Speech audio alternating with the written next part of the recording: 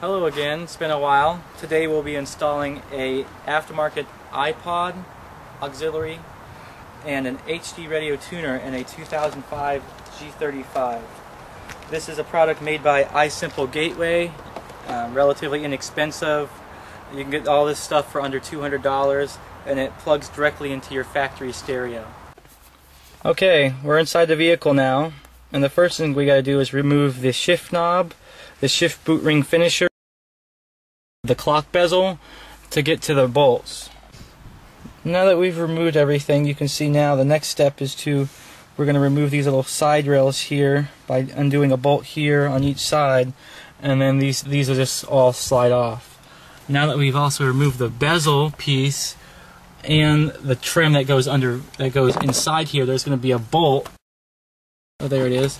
That you have to remove too in order to get the whole radio system out.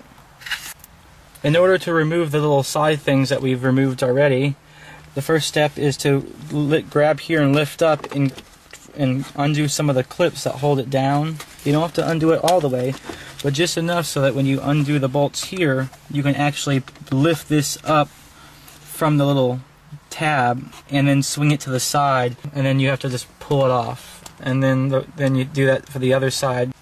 The next step is to remove the 5 bolts that hold the entire radio assembly in. There's one there, and then where you remove those little side molds, you can't quite see it too well, but there's one in each corner there.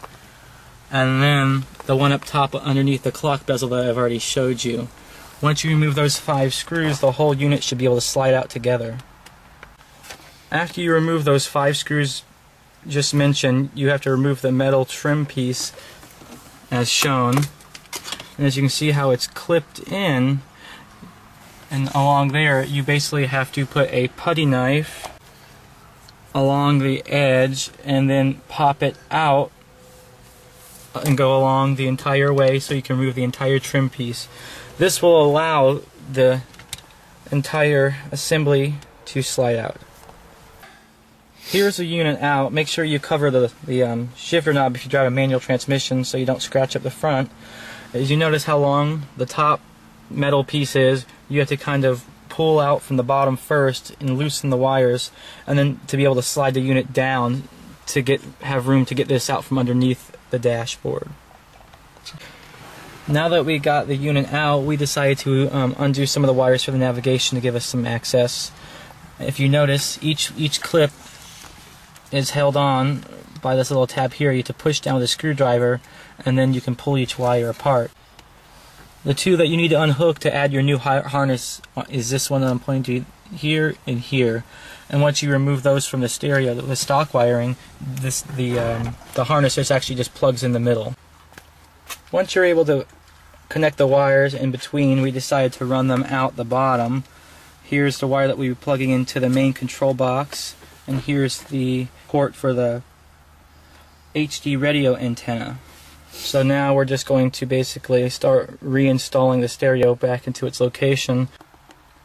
With the radio reinstalled, we quickly checked just to make sure that the original radio settings were still working and that the XM, FM, AM were still receiving good signals. And now we are going on to and actually installing the box itself. We decided to put the HD radio unit right there behind where the shift boot ring finisher will go. You had to remove these 2 screws and lift this piece up to be able to slide the box underneath so it'll fit back there, but it fits rather nicely. Here you can see that we're running off the iPod right now. We're just about to start putting things away.